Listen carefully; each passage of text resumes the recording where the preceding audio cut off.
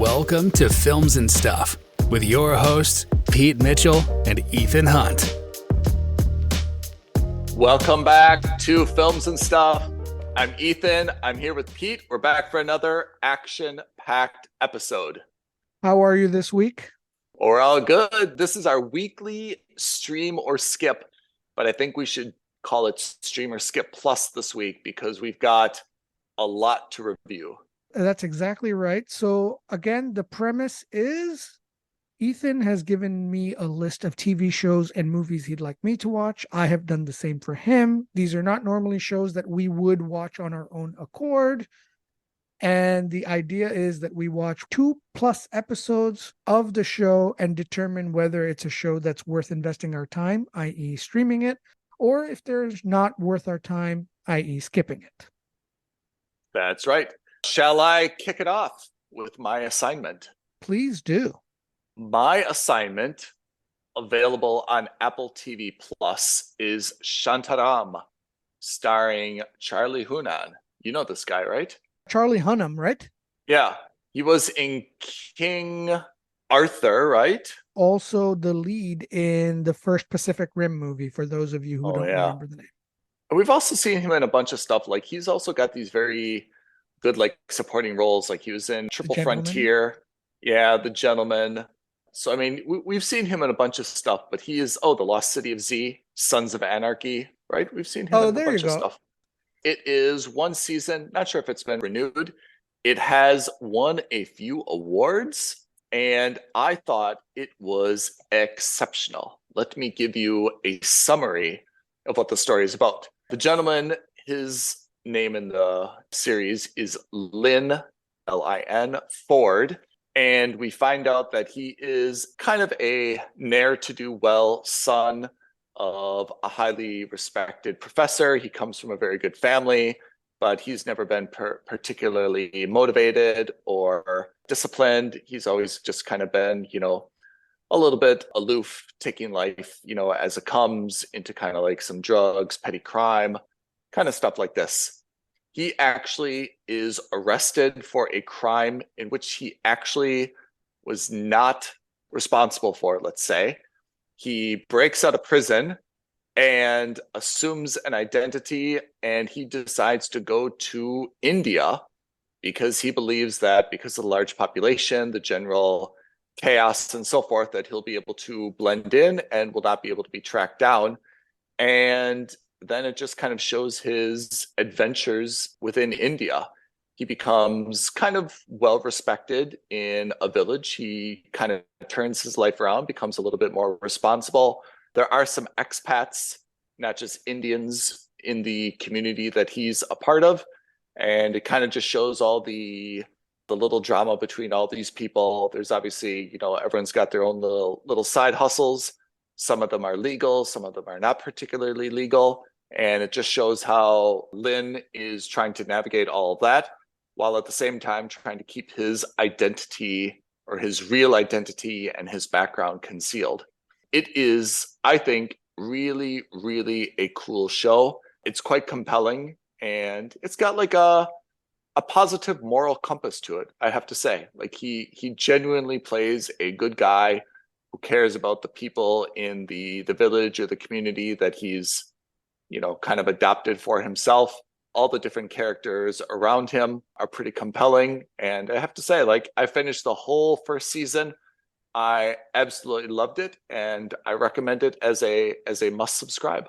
Oh, wow. Okay. Let me just ask, this setting in terms of timeline, present day, or is in the past or future, or what? It's present day.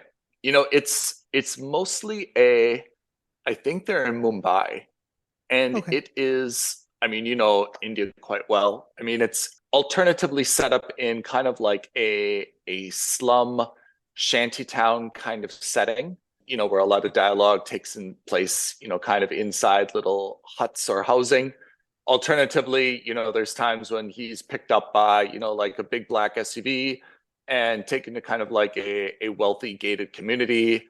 And, he's sitting inside someone's, house or on their porch or patio or something. But it's definitely modern time, but it's a little bit of a timeless show. There's not a lot of use of email, mobile phones, technology. So I think that makes this a little bit more plausible to watch in the future, where you're not going to see someone using, an iPhone and that would date the story. You're not seeing anyone use, like sophisticated technology that would be dated in a couple of years. So it's pretty timeless, but the implication is that it's set in the modern day. So Charlie Hunnam gives, I think, a really, really good performance. I mean, he's a very likable guy. He plays kind of a salt of the earth, very humble guy. And obviously, his conviction for this crime that he was involved in, his subsequent, getaway, it's really kind of humbled him. And he's kind of, given up the idea of no more, partying, no more just, living for myself. Like, I'm just going to be a member of the community. I'm going to do my thing. I'm going to help people where I can. It's kind of like his internal penance, for his past lifestyle. It's not intended to be like an uplifting chicken soup for the soul kind of story. There's plenty of shenanigans, between him and his friends to go around. But I mean, the idea that he's, just willing to kind of like put his head down and contribute, whatever he has to offer to this village, I think is like quite endearing.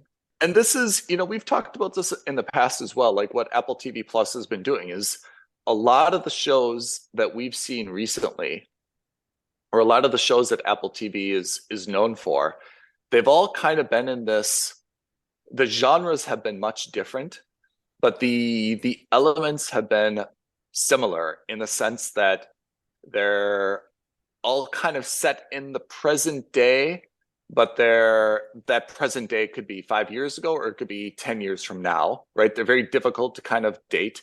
They're also in very inexpensive kind of locations. They're all like we saw was it Blackbird? Yes, it was Blackbird. Right, Blackbird, where the setting was a prison, right? Yep. So I mean, exactly. that could have been, even though that's a kind of a historical story, that could have been set kind of at any time. Yeah. And the setting wasn't like ultra expensive, to create, a prison backdrop. And we saw that with a lot of the Tom Hanks movies as well. I mean, those are now probably 2 years old, but again, we've seen that, I think, with Apple TV Plus, that they've been very, very careful in choosing stories and in choosing settings that have a wide audience appeal. They're not just focused on kind of, these niche sci-fi types of characters. They're not focused on, like too much, like intricate spy thrillerness. They've kind of chosen things that I think would appeal to a wide audience. In fact, my dad watched Shantaram, and even before you assigned this to me, I think I told you, he noted that he really liked it. And I thought that was a little bit unusual because it doesn't really seem to fit his genre. He's a much more Star Trekian, kind of, TV watcher. So the fact that he liked this show, I think, just goes to the broad appeal that, Apple TV Plus is trying to get to without having super, super expensive, production value or production cost. I would also argue that that's probably a point in Apple TV's favor, and to a lesser extent Netflix's favor, because our parents are of a generation that their idea of TV viewing is probably more attuned to old school broadcast channels. Yeah. And the fact that your dad has come to you to say, I was on Apple TV and I watched Shantaram and I liked it, is impressive, right? I mean, my mom has come to me to say like, oh, I love murder mystery movies and I saw this on Netflix and I loved it. And I think you might like it too. That's a relatively new phenomenon for me. To have my parents come back to me make recommendations and make the recommendation. I don't think that even 10 years ago, that was not a thing. Tell them to get their own podcast. Yeah. But you're absolutely right about that. It is kind of a cool development that you can see these, these things are so multi-generational, right? In terms of their appeal. 100%. But I give Apple a lot of credit for this, to green light a show like this. to make sure that it's produced in a way that, I mean, this is about an Australian chap, right? A blonde surfer dude looking guy, with a story that takes place primarily, in India, with majority of Indian characters. He does have a small expat group around him. There's at least one American. There's one, I know the actress is French. I'm not sure where she's from in the show itself.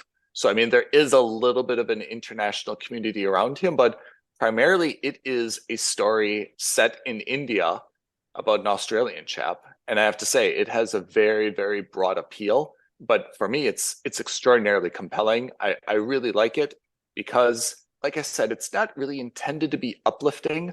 But when this show is over, I'm not in a bad mood. And you and I have both watched shows where where it's a great story, compelling entertainment, but the character is so off-putting that, or the story is so off-putting that when you're done with that episode, you're the opposite of the mentality that you want to be. You are angry, you are upset, you are frustrated, you are something bad. And that's the opposite of, I think, why we should be watching things. We should be watching things so that when we're done and it's time to move on with our day, our evening, we have a smile on our face, or we have something kind of warm inside of our soul saying, oh, that was good, Yeah. And it gives you, this positive feeling. There's nothing worse for me, than being obsessed with a show because I love the story, but when I'm done with it, it gives me a very, very repugnant feeling, right? Yeah. No, I'm with you. And I mean, look, we all want shows and movies to make you feel something, but I think your preference and my preference in general is that something should either feel optimistic or positive in some way and not kind of grossed out. I think the best example I can think of in recent years has been The Handmaid's Tale, which, especially the last season, I gave up on it. I stopped watching it because it was just like I'm depressed and I was sick, and it didn't feel like the character was moving forward. It was just mired in its own like gross outedness, and I was just like, all right, I'm out. I'm totally out. Could not be. I think that's a great example for an amazing show that I really love thinking about and talking about. I feel the exact same way, that watching it was just really giving me stress that I didn't need to be self-inflicting on myself. Yeah. So that is Shantaram, Apple TV Plus. Highly, highly recommend it. I give it a must subscribe. I think it appeals to almost everybody. I'd be surprised if there's a lot of people who said they dislike this show. Maybe not everyone is as passionate about it as I am, but I think it would be hard. I'd be hard pressed to find someone who's like, no, that show is absolutely miserable. I think it's got a very wide amount of appeal. So Shantaram, Apple TV Plus, everyone. Okay. Well, I'll put it on my list. Put it on the list. In the meantime, I had Amazon Prime's most recent original, Daisy Jones and the Six. What is this? So, is this a band? I thought there was like a Davy Jones. Yeah, there is Davy Jones's Locker, right? He's a famous pirate or nautical figure. Okay. When I first heard this, and this probably goes to the state of mind that I'm in versus also the state of the industry. When I heard this, my instant reaction was some kind of either superhero or mystery solving thing. Like, do you remember when we were very young, there was the Fantastic Four or Fantastic Five and the Secret Seven and all these kinds of like young adult books? Yes. That's where my mind went. But this is completely different. Daisy Jones and the Six is the name of a band inside this universe. The premise of the show is that it is presented as a mockumentary. Now, when I say mockumentary, we normally tend to think of, this is Spinal Tap. That, right. Where they are taking a documentary series. That's basically a parody. This isn't that. When I say mockumentary in this case, I mean basically it's a fictional documentary. And the way Okay. it's shown is that it's showcased as a series of interviews with the Okay. band in the present day, with flashbacks of the story set back in the 70s when the show is actually set. Oh, okay, hold on. Is Daisy Jones and the Six a real band in real life? It is not. Okay. And Daisy Jones is a man or a lady? Daisy Jones is a singer. She is a young woman. And the Okay. Six is the band. So Oh, let's take a step back. So the present day in the show is set in 1997. okay. And the series of interviews with a band who broke up under very mysterious circumstances in 1977. Oh, They never explained why they broke up. The band went completely radio silent, pun intended. oh, And all of a sudden, they have these series of interviews because they've decided now is the time for them to share with the world what happened and why they broke up. oh man. The first two episodes basically introduce each band member back in the early 70s, late 60s, when each of them was getting their start and how they all met each other. Okay. Yeah. And so my understanding is that this show is a mini series. So I think it's just the 8 or 10 episodes and then we're done.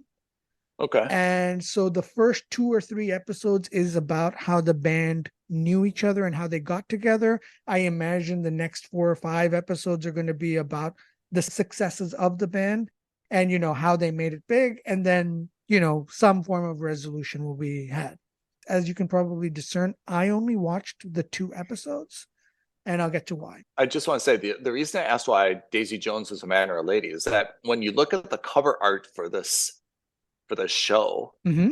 right? What I see is I see the dude with the aviator shades, and it seems like he's kind of holding the hand of a girl behind him, right? And they're kind of like in a crowd of people. So I didn't know if like the dude was Davy Jones and that was his girlfriend, or if it was like a bodyguard situation. Right, Okay, right. I got it. So in this case, in that poster that you're looking at, he is Yeah. the guy who actually founded the band. He's the head of the Six, Got it. and she's Daisy Jones. Got it. The understanding I have, after the second episode, is basically the Six got created. They Okay. were missing that special oomph, that special X factor to take them to the next level. It's like No Doubt. And I haven't seen it yet, but I assume Daisy Jones joins the band as Makes that sense. X factor that takes them to the next level. It's absolutely Gwen Stefani and No Doubt, right? I don't remember that story, to be honest. That may be because I'm making it up, but I thought it kind of happened the same way. Sure. Listeners, let us know, any No Doubt fans. In any case, the cast is incredibly young. I think most of them you and I will not even know or even recognize, to be honest. They're all very handsome. They're all very beautiful. And they all seem to be very good. Like they come off as authentic. Again, I don't know any of them. That doesn't mean that they're no ones. I just haven't heard of them. I do, however, expect big things from this cast because I genuinely think they were excellent at their roles. All right. In terms of the setup of the story and the premise, the first episode is exclusively a look back at the history of the band. And of course, because it's a rock story set in the 70s, it's got some of the stereotypical elements in it. So there's drugs, sex, rock and roll lifestyle, about each member in their formative years. I have to say, and I never really make this comment because it's not something I ever focus on, but the soundtrack, phenomenal. Oh, really? Yeah, the soundtrack is really good. And that's cool. I haven't followed up on this, but I checked on Amazon X-Ray. I believe that the actors in the show actually created some of the songs for the soundtrack. There is nothing better. There is nothing better than like an original soundtrack for a show where it's not just like repurposed music, right? Yeah. That's super cool. I was so impressed with that because I assume there's no lip syncing or dubbing going on. The band sounds excellent. I was very impressed with that. And I saw, on the Amazon X-Ray when they show you the names of the songs also coming up, a couple of them were actually executed by Daisy Jones and the Six. So I was quite pleased with that. This is an Amazon Prime original, right? Yes, it is. This is exactly what Amazon should be doing. Yes. I totally agree. This is the kind of programming and the kind of content that Amazon should be doing. Very small stakes, very high quality. The production values are phenomenal. Like you genuinely feel like you're in California in the 70s and 60s and 70s. It feels very authentic. It looks very authentic. And I mean, with all due respect to Hollywood, it doesn't look expensive to make. All of this stuff didn't look phenomenally expensive. And so if you're into the music scene and into that kind of culture, this is going to be right up your alley. I call this a mooch, but only because music related shows do next to nothing for me. It's just not my genre or wheelhouse. Yeah. Having said that, if you told me, hey, Pete, what's wrong with this show? Like, what are the bad things? What are the plot holes? Honestly, I can't find any. I couldn't point out any faults with the show, with the performances, with anything. So it's not on the show. Like, it's a mooch for me, not because the show is boring or because, it's bad. It's because it's just not my wheelhouse. Okay. I expect that for a lot of people, this is going to be at worst a mooch like it is for me. But I suspect that if you're even 10% more into the music culture than I am, it will be a must subscribe for you. I love that this is from Amazon Prime, and I really wish that Amazon would do more like this. That's leading into a segue that we'll have in a future episode, but I absolutely think that Amazon is missing enough original content that is, fresh intellectual property that they're creating. I don't think, and I have to say, this show itself is exactly what streamer skip should be for, which is the cover art to me is not, it's okay, but the title Davy Jones and the Six doesn't mean anything, because even like you said at the very outset, is this about like a detective gang? Is it about superheroes? Is it about gangsters or mobsters? Like, I feel like it could be a little bit of a better title to give us a little bit of a hint about what it is. But in any case, I'm super happy that you reviewed it, and it seems like something I would definitely watch, at the least for just kind of like, background entertainment when I'm doing something else. Totally. And I'm with you in the sense that, and again, this is going to sound worse than I mean it to, but actually I think this is the positive for Amazon. It's as inoffensive a show as you could produce as an exclusive. Yeah. And so again, I know that doesn't sound like a glowing recommendation, but given let's say, the swings that Amazon has made in the last 18 months, in baseball terms, this is a single. It's a double. They didn't go for the home run. They didn't make any crazy risks. I don't imagine this was a very expensive program to make. They probably spent more on the music rights for its soundtrack than they did for anything else. You've got a very young cast that's relatively unknown. And again, my benchmark is that if Ethan and I don't know anyone in this show, then it's relatively safe for us to be able to say these are relatively new people in the industry. Yeah, when I'm looking at IMDb on the names, none of the names jump out at me. But when I click on each actor directly, I recognize a lot of the stuff that they've been in. Yes. Like Daisy Jones has been in The Terminal List, which is also on Amazon Prime. Mad Max Fury Road. It said that she was in Logan Lucky. It said that she was in American Honey, all of which you and I have seen.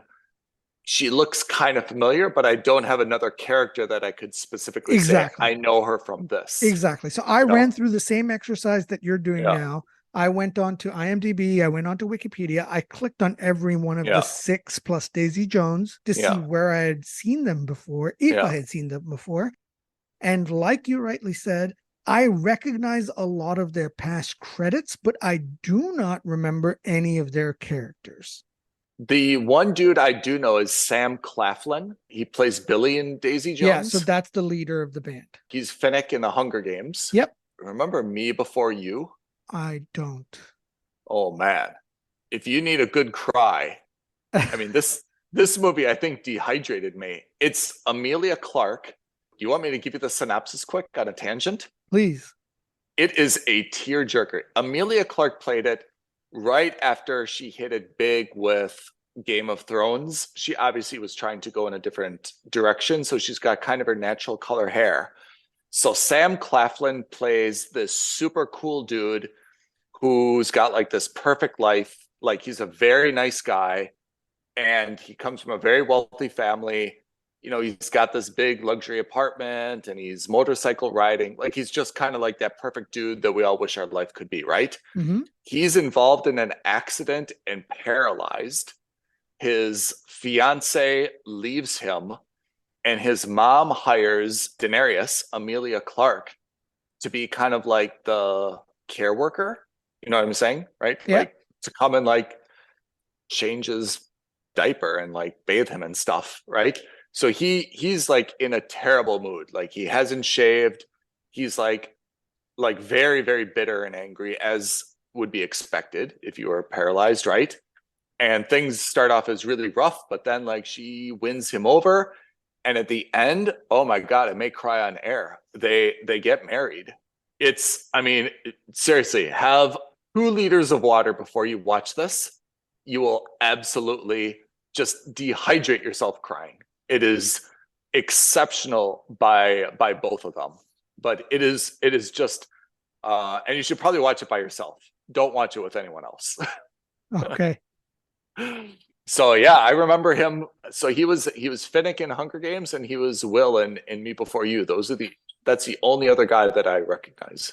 Sorry, tangent. No, that's fine. That's exactly right. But the point is that I think that most people will know the casts, the movies they've been in, but they won't know the cast members directly. Right. Which leads me to believe that they were probably either extras or very minor characters, which again leads me to say, hey, look, this is a very young cast, inexperienced in the sense that they've been in a few movies, but they haven't been leads before now. Right. And again, because they're so good in this, and I do mean that, I wouldn't be surprised if 1 or 2 or 3 or 4 of them take breakout roles in other movies or shows. That's exciting to watch. Yeah. So again, Amazon Prime, good for you. This is the kind of thing you should be doing. It's a mooch only because music isn't my thing.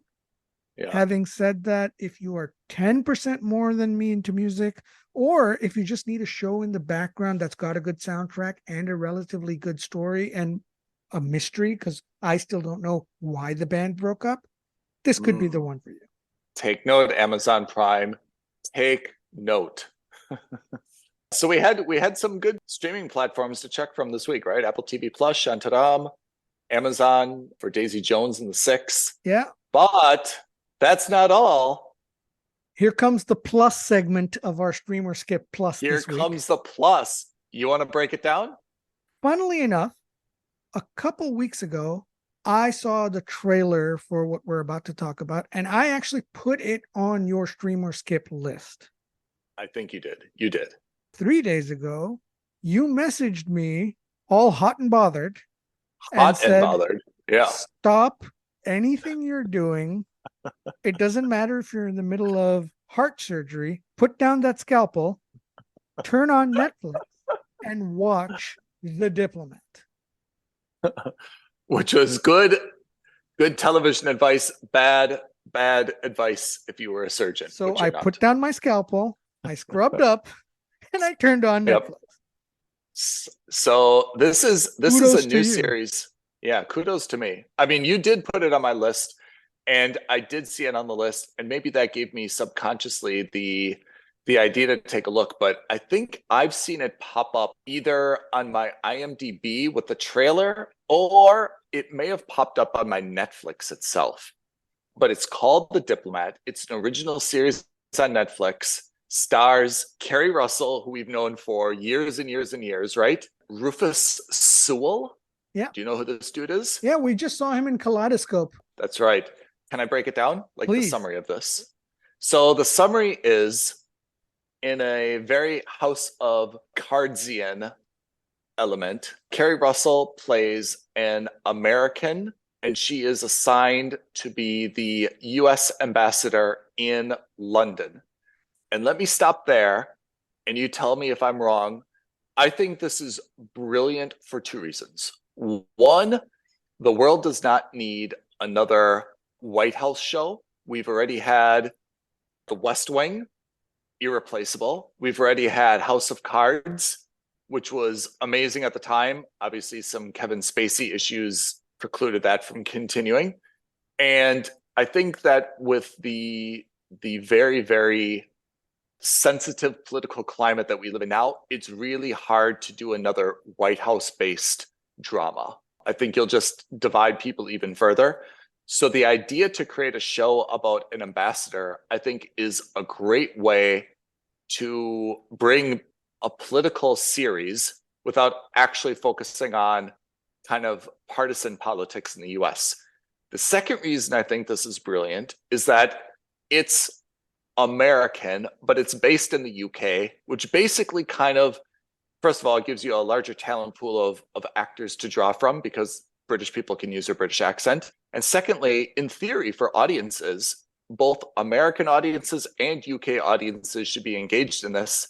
It's not really intended to kind of like choose one or the other. I totally agree with you. And I think in a masterstroke, even though it's about an American diplomat and the American ambassador, it's not really about American politics. It's about international politics and America's place in it.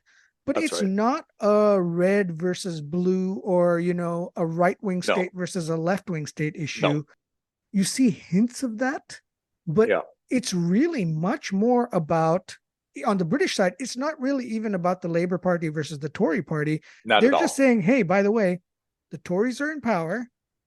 This guy who's the prime minister is a loose approximation of Boris Johnson. The American president and vice president are loose approximations of Biden and Harris. Oh, by the way, the American president is the brother on Better Call Saul. Lovely to see him, right? Yeah, Charles McGill. What do you think of the characters? Because I saw this movie, or I saw this show in kind of the previews, the clips that they showed, I thought this was going to be more of a, I think they mispositioned it. I thought this was going to be more of a comedy, kind of like Veep. The few scenes that I saw in the trailer, I thought this was supposed to be funny. And even if you look at the cover art, the way that Kerry Russell is kind of like sitting in a chair, I get the impression this is supposed to be funny. I'm 100% with you. When I saw the trailer, I thought what we were going to get was a situation where you have like the first husband, right? Yeah. Who was an ex-president or an ex-ambassador himself. And that it was going to be the interplay about that. And you do get a lot of that, don't get me wrong, but not in a comic way. I would first say, I think Netflix has positioned this wrongly. It's not a comedy. There are, of course, some comedic elements, just like West Wing had some things that were funny, but this is not at all intended to be a comedy. So I think that the trailer should be recut because I think the trailer gets it all wrong in terms of my expectations. And if you're expecting a comedy, you're not going to be happy. And if you avoid the show because you want a hard political drama or hard international intrigue drama, you may avoid this when it's actually right down your alley. So, you know, what's interesting is, as we said, usually we give recommendations to our parents. Yeah. So as I watched the third episode, I pressed pause and I called up my dad and I said, you should watch this because this is right up your street. It's a political show without being too political. There's good drama. There's good, let's say, suspenseful and thriller-esque beats in there. I will say that there are some elements that I'm not a huge fan of. Tell me those. So let's talk about Kerry Russell. I can't wait to dive into this because I think I'm going to agree with you. Yeah, I get that you're angry at your husband or spoiler alert, by the way. Spoiler alert. I get that you are angry at your husband or your ex-husband to be or your whatever it's complicated situation they're in at the moment. But I also understand that you're in the diplomatic corps and you have to be a little bit more polished. I get that your personality is that I'm a no-nonsense, gruff person. I'm here to get shit done. I'm not here to, take carriage rides and take photo ops. I get that. It makes sense, and I like that. But there is still a bare minimum. And there are so many times where she doesn't even meet that bare minimum.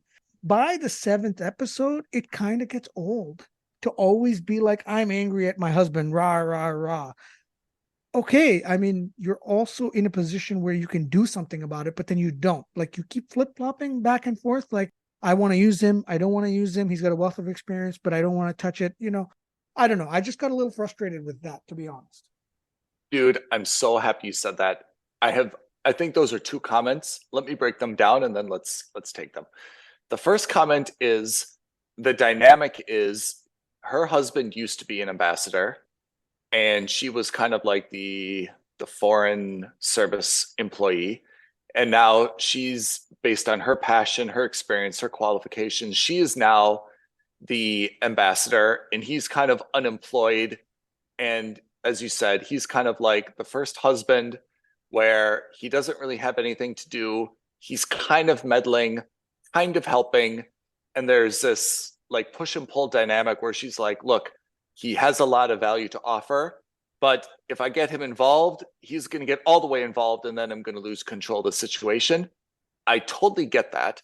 What I don't like is this ongoing issue about their marriage being over, not over, for two reasons. One, they go out of their way to stress that there's been no infidelity. They go out of their way to say this more than once, right? Yep. So okay, you're just not getting along. We get it, understandable. But then I'm with you, like, make up your mind. Like, divorce, don't divorce. But like the way that they push and pull makes it seem like they're just having a strained marriage. I wish they'd get off on that. Or it should have been, he had an affair with my best friend when we were in an embassy. He got fired for it. It broke my trust. One or the other. But I thought it was so strange that they continuously say he's a faithful husband and she's not clear on whether she wants the marriage, not the marriage. I just don't want that family drama in my life. That's issue number one. The second issue is, which I think you said, I feel that they are really diminishing her as a woman by making her so rough around the edges.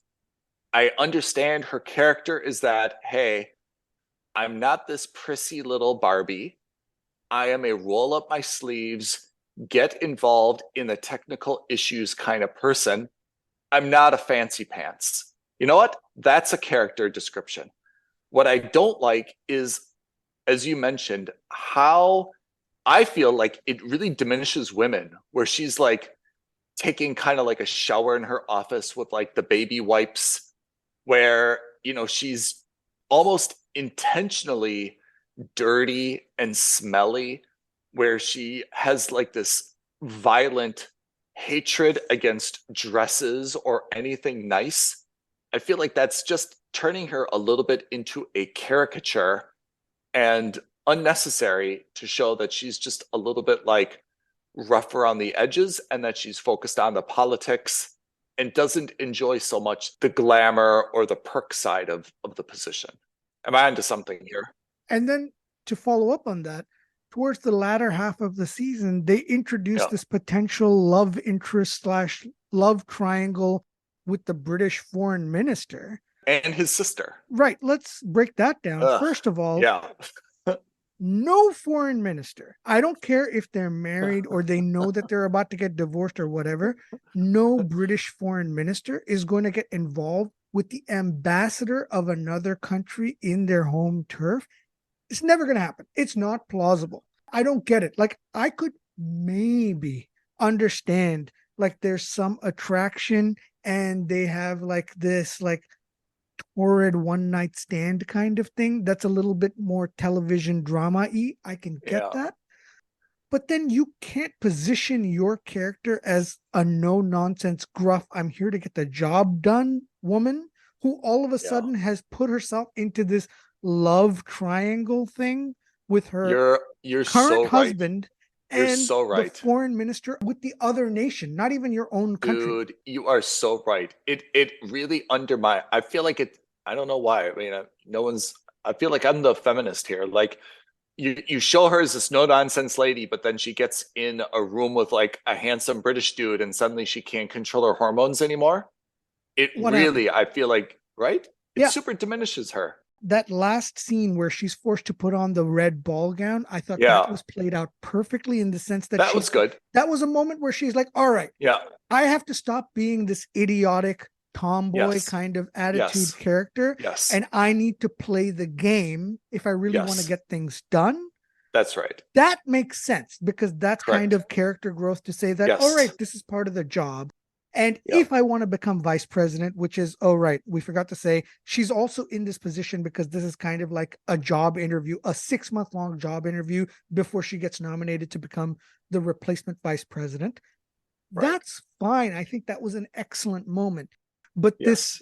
this sequence where the sister of the foreign minister is pointing out that look at the three of them and she's sitting in between, her husband on her right and the foreign minister on the left. Come on. I know. It was too much. That's soap opera stuff, and that's fine Yeah. if you want to portray the show that way. But for 95% of the show, you've showed her as being like this ultra capable woman. An Yeah. ultra capable woman like her would never have put herself in this position. I agree. I like Carrie Russell's character a lot, but I feel like they just turned the volume up on her character too much, and as a result, they kind of diminished her. And I have to say, I'm half wondering if this was shot as a comedy, and it kind of went to like a testing group, and the testing group panned it and said, "Yeah, actually, it's not at all funny. We don't like this about her. We actually think that she's better as like a straight-laced character." And Netflix said, "Oh, look at the audience feedback. Let's reshoot and let's cut some stuff." And maybe that is an explanation why there's still some remnants of this nonsense stuff in there, because it's absolutely intended to be a technocratic political drama and not intended to be a silly, soapy comedy. And if they wanted to do like some kind of romantic beats, I think they've got it Yeah. right with the fact that they've got her chief of staff and the CIA liaison in that kind of quasi relationship they're in. That's the Yeah. kind of place where you can do these romance shenanigans because that doesn't distract from the main story. Yeah. So that balance, I think they got right. In fact, I really like the chief of staff. I really like the CIA Oh, man. station chief. I like the Yes. two of the interplay. I thought was fantastic. Yeah. You know what I wish would be different about the Carrie Russell Rufus Sewell relationship is that I'm really not comfortable with how awkward this is and like how much weird sexual undertone there is as well. Because remember that scene when he's with the British foreign minister, I don't know his title, his sister, like in the lake? Yeah. That was a super weird scene, right? I didn't understand because on one hand, he admits that he's trying to save the marriage so that, she can become vice president. Nothing made sense about that. And then scene. on the other hand, he's stripping naked, jumping into this lake with the foreign minister's sister, and then admitting it all to Carrie Russell. And then kind of like swimming over to her and kissing her.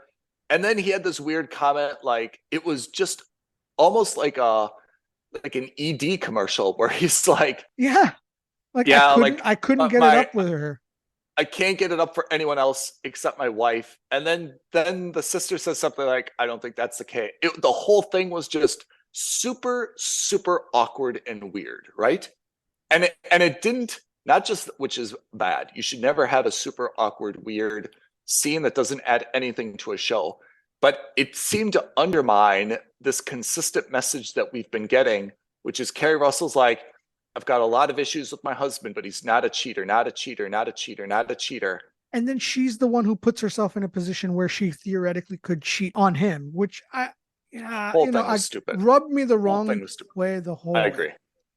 Even though I love this show, that was something that I thought was totally, it just isn't consistent. But yeah. I think that they should change a little bit the dynamic between Carrie Russell and Sewell. And I think it would be better, again, if it appeared that they're like this very in sync kind of power couple, but behind the scenes, it's kind of like this loveless, like marriage, and he always kind of wants more. And she's like, yeah, like I only care about the job. I'm not interested in love or romance or anything. And he's kind of like the romantic. I think that would play a little bit better, to their personal characteristics, right? I would agree, but I think the time for that has now passed. I think I Oh, don't want it's to see gone. more of I that agree. in season 2. Yeah, I agree. Yeah, I think that that's something that if you had spent the whole first 8 episodes doing that, and then by the end of Yeah. it kind of uniting as a united front, and figuring out the balance that makes it work for the two Right. of them, I think that Right. would have been better. I think that the way they ended season 1, which by the way, kudos, it was one of the better cliffhangers we've seen. Totally agree. I think Totally it's agree. rare to find a good cliffhanger for a political drama, let alone a drama in general. West Wing tried a couple times, but they went a little over the top with like the kidnapping and all that kind of stuff. The That was Reagan fine. shooting. Yeah. So again, it was fine. It was serviceable. It made sense for the time. But I think in today's day and age, this was probably one of the better cliffhanger endings. Oh man, like I can't wait for season 2. Although obviously I don't know what's happening with this. You can't help but It feel has like to be you renewed. have to continue. Yeah. You and I both love this show. We both said this is a must subscribe, but we've spent a lot of time talking about what we don't like about it. Yeah. Help me verbalize or articulate what makes a show something that we like versus a show that we don't like. What is it about this show? I think what I really like about this is her hyper competence. Yeah. In the sense that she is put into an unenviable situation. She has no desire to be a vice president. She's thrown into this unwillingly, and so she has to make the best of it. And so she does so in her own style. And in every episode, there was some kind of problem that came up or some kind of roadblock. And, this almost felt like, have you ever watched House or any of these like medical or police procedurals where there's some mystery or some problem that they're trying to solve? They don't know how to solve it for 50 minutes of the episode. And then in the last 10 minutes, they're like, aha, we can do this, this, and this. Yeah. It kind of felt like a political procedural in the sense that early doors, some political roadblock is introduced into the episode. We spent 25 minutes trying to figure out a solution for that. She has a fight with her husband. They have some kind of tete-a-tete, and it dawns on her, this is what I can do, or this is what needs to be done. And then we see 5-10 minutes of furious activity that makes it work. And then we see a positive resolution to that. So it's not that in one episode she's solved the entire mystery. But what she's done is in every episode, there's like a micro like crisis, and she has to solve each crisis. And I like that because it's not plausible for her to be able to solve the mystery of this terrorist attack, which, by the way, an ambassador is never going to be involved in, right? With all due respect to the diplomatic corps of the United States, no ambassador gets involved in this kind of granular detail when it comes to a terrorist attack. That's what the CIA is for. That's what investigators are for. That's not what ambassadors do. I have to say, I think you explained it really well. And the distinction, what I see, let's take again West Wing or House of Cards, is that each episode there's a big problem or challenge, right? Mm-hmm. And as you said, for most of the episode, they're trying to go around the problem. And then, right, it was either Kevin Spacey or the dude who played Jed Bartlett. They would have like this dramatic speech, or they talk to someone who knew someone, and at the snap of the fingers, the problem would be solved. I think why I like this show so much is, as you mentioned, you use the word like micro issues, that the big problem is not solved throughout season 1. It's just continued, but she's kind of attacking it piece by piece, breaking it down into chunks. New pieces may be appearing, or the resolution of one creates another to pop up, but she hasn't actually solved the major problem. each episode is just kind of it's not even really episodic. It's like it's just a series of 12 episodes, but it just happens to be broken down into, like 1 hour chunks of the entire problem solving over the course of this week or 2 week period of time, right? Exactly. That's really what this is. It's just kind of 2 weeks of her life attacking this problem and all the different actions that go into that. And we see it 1 hour at a time on Netflix. Yeah. So I like that. I think the problem and the way that the problem is attacked and all the different moving pieces, I think that's very, very compelling political drama. And I love the show. I would definitely change the fact that they've made her, I think, a little bit silly in some ways. And the family drama, I think, is entirely unnecessary. I think going forward in season 2, I imagine they pick up a week later or 2 days later or whatever it is later. And my hope is that the way it ends is used as the impetus for them to not just stay together, but you be a united front. I imagine. I mean, I hope, because I gotta say that stupid love triangle bothered me to no end. Like, it wasn't the right place for it. I mean, I agree. I'm still half convinced that this was originally shot as a comedy, like Elaine Louis Dreyfus. I feel like it was trying to be a little bit Veep, and it fell flat. She's not funny. And they said, wait a second, audience doesn't like this as a comedy. They're not getting behind this. They love her as a serious character.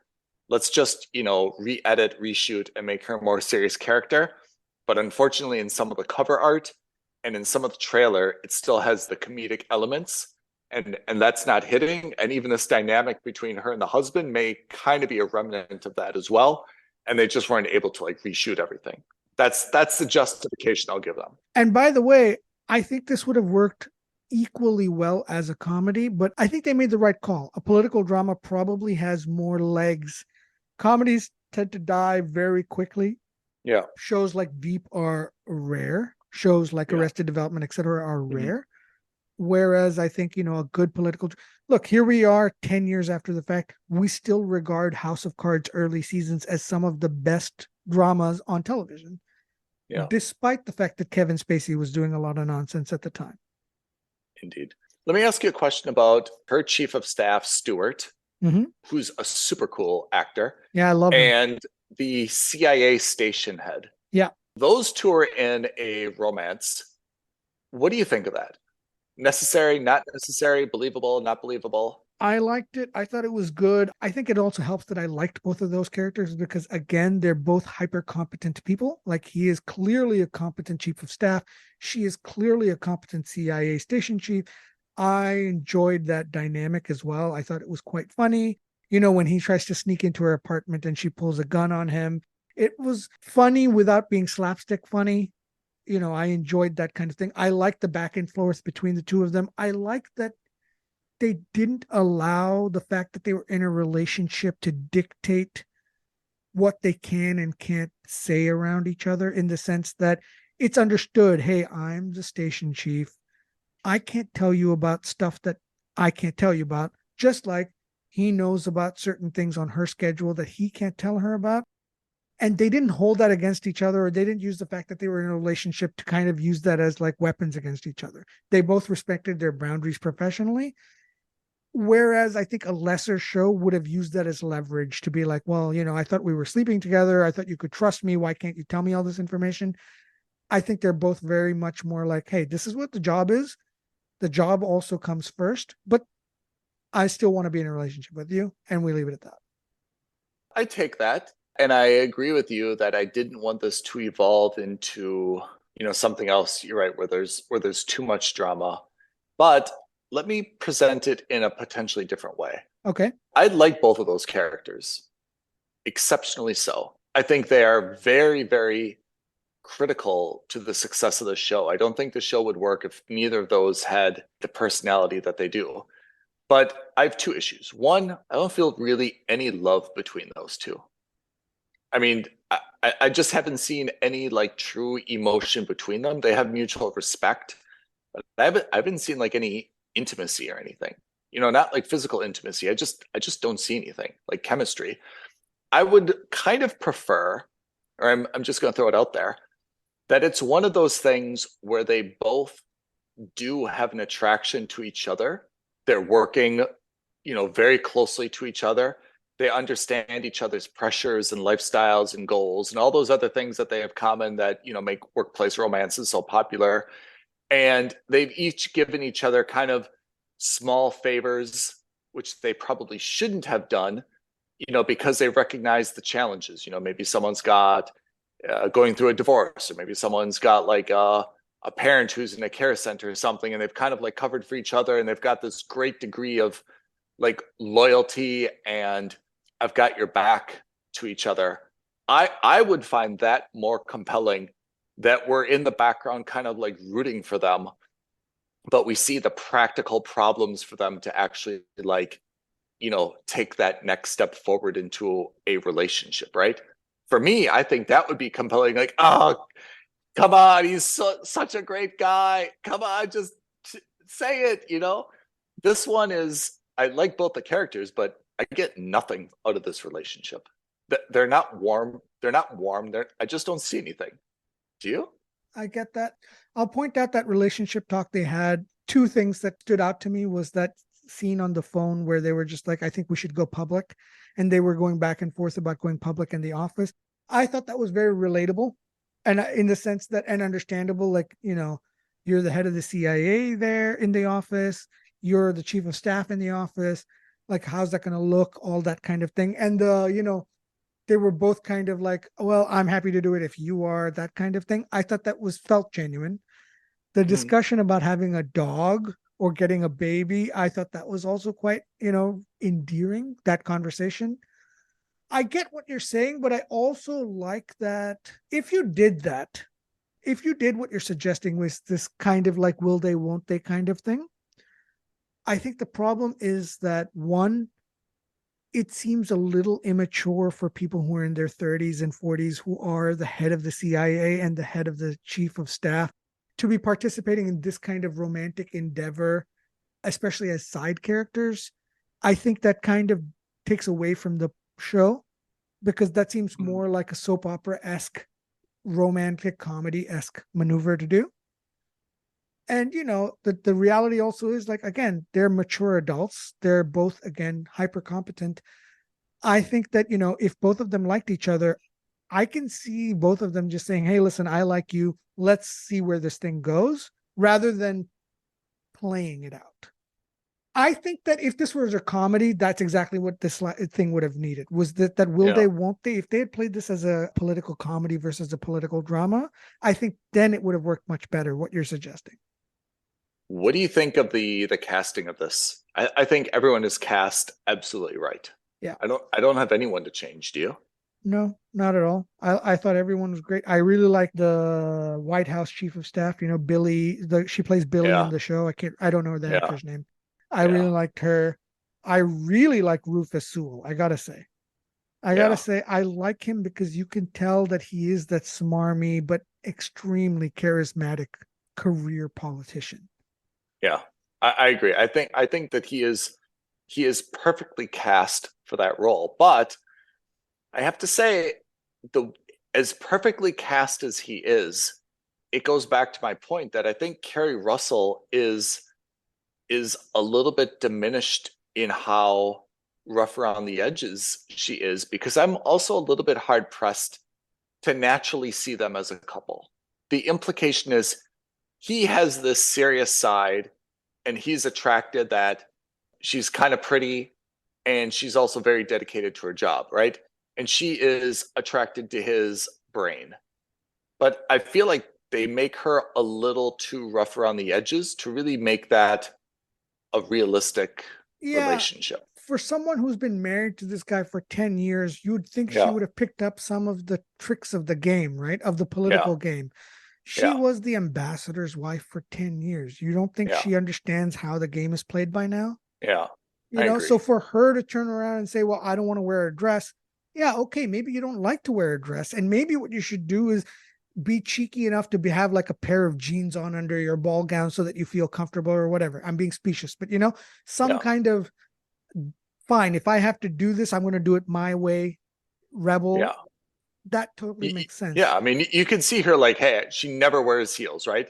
Yeah. And you're like, what are you wearing? Are those like flats with your ball gown, Yeah. right? Or like, you can't wear a pantsuit here. Like, you can make her not fancy without making her like an The exact idiot. opposite. Exactly. Like she's not stupid. Okay, fine. She doesn't like dresses, but as you said, this is not her first rodeo. She obviously knows what's expected. She did accept the position. She was going to be an ambassador in Afghanistan. Like, she's not exempt from having like, general decorum and stuff, Exactly. like showering and, some of this other stuff, I mean, I don't know what it's like in the US, but I know that, for example, in most other countries, if you want to join the foreign office, if you want to be a part of the diplomatic corps, there's a separate training school that you go to where they teach you everything that you need to know in terms of not just cultural for the place you're going to be posted at, but in terms of like, hey, you're an ambassador, you represent this country, this is how you eat salad, this is what the place settings are. They teach you everything so that you maintain a certain level. She most certainly will have done that. Yeah, I agree. I mean, he was an ambassador, right? So exactly. In theory, I don't think they specify what country though, do they? They do not. But I mean, right? What I like is that they play him off as like this, almost like this clown, but at the same time, when he puts his game face on, he knows exactly who to call. He knows what steps to do. He sees the political playground in front of him, or sorry, the field ahead of him better than anybody else. And he's kind of, he's 3 or 4 chess moves ahead of everybody else, better than anybody else. And I really like that. I mean, I think there's a better, if we rethink about it a little bit, I think there's a better dynamic in terms of, like, they haven't really gone into his backstory. There's some implication that he made a statement, or he was kind of like relieved of his duty because he said something wrong, right? Yeah. He committed like political suicide by criticizing the administration very publicly. And that's so fine. I mean, I think there's a better backstory where like he's a little bit like down.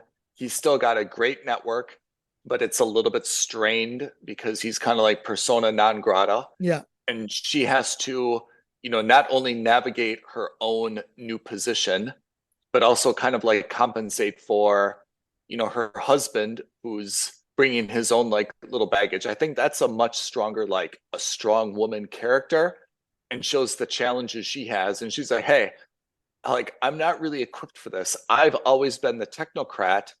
I'm not the handshaker, charismatic person that can fix all these issues. That was always him. And now I'm having to kind of overcompensate, because he doesn't have the same level of connections, that he used to have. At the same time, I'm trying to kind of like, support him and rehabilitate him a little bit and give him some, like, throw him a bone here and there so he can kind of like get back on his feet. I think that's a more compelling storyline than for reasons that are not clear, I'm tired of our marriage, but I do love him. Sometimes we'll sleep together. Sometimes we won't. He's faithful, but then he had this weird thing where he's not. And the whole thing is just like, ugh, like from a marriage counseling perspective. Absolutely. Absolutely. But we still love the show. We can both agree this is still a must subscribe. I know we've spent maybe 20 minutes crapping on it a little bit, but it's because, again, the show is, we love it, nearly perfect. It's as close to perfect as we're going to get. And having said that, I just also from Netflix, by the way. Yeah, that's exactly the comment I was just about to make. We've been famously shitting on Netflix for a long time now, but say what you will, this year we have together watched 4 shows on Netflix. Kaleidoscope, which was close to a must subscribe from both of us. Unstable, which was again close to a must subscribe from both of us. Beef, which was a must subscribe from both of us. The Diplomat, which was a must subscribe from both of us. I mean, they're doing something right. They're hitting on all cylinders as far as I'm concerned. My complaint about Netflix, I agree with everything you said. My complaint about Netflix is that it seems that for every really thoughtful show that they have, they say, okay, we need 5 more like this. Who's ever out there, just grab a bunch of people from the street, whatever script is at the top of your desk, and let's just make it so that we've got 5 more, shows kind of in this vein. And all 5 of those are just rubbish. That's my problem with Netflix. Yeah, you're right. They have a scattergun approach. They throw money at the problem. I don't know if you read this, but just this week they announced that they're investing $2.5 billion over the next 4 years. Something like that. It's either 10 billion over 4 years or 2.5 billion over 4 years, something like that, in Korea specifically, for content creation in Korea. Now, I like the fact that they're throwing money into a region. The world has become aware of how high quality their programming is, but that is a lot of money. The problem is that when you do this, ultimately, what Netflix is doing is they're increasing the size of the swimming pool. But increasing the size of the swimming pool ultimately means that the water level is going to go down. It doesn't mean that the water level stays high. And so what they're doing is they're saying, hey, we're going to just throw 2.5 billion, 10 billion, 1 billion, 100 billion, whatever that final number is going to be, into South Korea. Well, good for South Korea, because at the end of the day, if you have 10 writers who are excellent or 100 writers who are excellent, you don't become an excellent writer all of a sudden just because you've thrown another $1 billion at the problem. That's not how it works. Content creation, talent, art, it doesn't propagate on the basis of money. It propagates on the basis of quality, and that's it. So you cannot throw money at this problem. You can certainly make things look better, I agree, but that doesn't mean that the show itself is going to be of higher quality. I think that's a lesson that Netflix refuses to learn. I think there's been a lot of amazing South Korean television. Yeah. I don't feel like there's an unmet appetite. I agree. I don't think South Korea was clamoring for $1 billion more dollars because we don't have shows that we can't produce because of it. Yeah. I'm going to say the word more, but I don't mean more. Let me explain that sentence. What I mean is, if there's already 5 very good Korean shows, I think you should make 5 more good Korean shows. I don't think you should make 5 more and another 10 on top of that. So you have 15 Korean shows. Right. I don't think we need more. We just need a continuation of the great quality that you already have. Yes. Whatever is your budget, continue that budget. But just because you go 5 times that budget, don't think that you're going to have 5 times more better shows. You probably will not. I mean, look at Amazon. You buy the rights and spend $800 million on making Lord of the Rings. That doesn't mean you're going to make a series that is 3 times better than all of those movies combined. Art and content creation and whatever you want to call it, media and communications, it doesn't work on a like-for-like basis. You get diminishing returns, is what I'm saying. Yeah. I mean, and I'm all for South Korea, but in that case, what I would do instead is I'd try to find a crossover. The Diplomat's a great British-American crossover. Oh, fantastic. Why not find an auto manufacturing crossover? Why not find a Samsung-Apple battle crossover? Why not find a North Korea political drama crossover? If those were the 3 topics, kind of do something about like cloning, right? That's a very South Korean thing. Or someone who's like retired baseball star who goes to play in the Korean baseball league. I feel like there's that's something I'd watch. Right? Ex-Yankees pitcher who's chosen as the pitching coach for, I don't know, some South Korean team. I would 100% be behind that. Fish out of water. Yeah, I'll tell you the better one, which could have been a true story. There was this dude who played for the Dodgers who was banned for a year, and he went to Japan. Have a dude who was banned from Major League Baseball for a year, and he went to Korea to further his career. It's the only job he could get. Like you said, fish out of water, right? You could either do the aging star, which is the old Magnum PI movie. Remember that, Mr. Baseball? Yeah, that's right. Let's do a cool crossover like that. But I don't think we need 5 more Squid Games. Well, exactly. And you know that's exactly what's going to happen with this. They're going to look at the success of Squid Games and they're going to say, hey, let's create 5 different variations of this and see what sticks. I just gave 3 good ideas. Yeah. I agree with you. If South Korea has 5 excellent premises, they maybe have 1 or 2 more in the tank that they don't have funding for. I can believe that. I don't think they have 25 more. No. I would much rather say, hey, look, instead of spending $2.5 billion in South Korea, spend an extra $500 million, take that other $2 billion, go to Indonesia, go to Australia, go to Japan, go to the Democratic Republic of Congo, go someplace nobody else is going and find shows there. And I guarantee you all these places I've mentioned have excellent shows. Okay, that was Stream or Skip Plus. Yeah, I think everyone got their money's worth, which is free. Daisy Jones and the Six, Mooch, Shantaram, must subscribe. Diplomat, must subscribe. Must subscribe and fix their marital issues. Yes, agreed, wholeheartedly. Pete, always a pleasure. Listeners, thank you. Pete, where should people send their comments? That's right, Ethan. So the easiest thing you can do, listeners, is you can like this video and leave a comment below this. For those listening on podcasting platforms, tweet at us at F&S Podcast, DM us on Instagram at Films and Stuff Podcast, or email us aloha@filmsandstuffpodcast.com. We most recently did a top 10 ranking of our favorite and maybe most influential Star Wars characters. Maybe you guys have all passed out because that list was so crazy. No death threats so far. Which tells me you guys all agree with us and we're bang on. So unless that's the case, let us know. We want to hear. Pete, thank you for a great episode. Listeners, thank you as well. We'll see you next time. Films and Stuff. Bye now. Bye.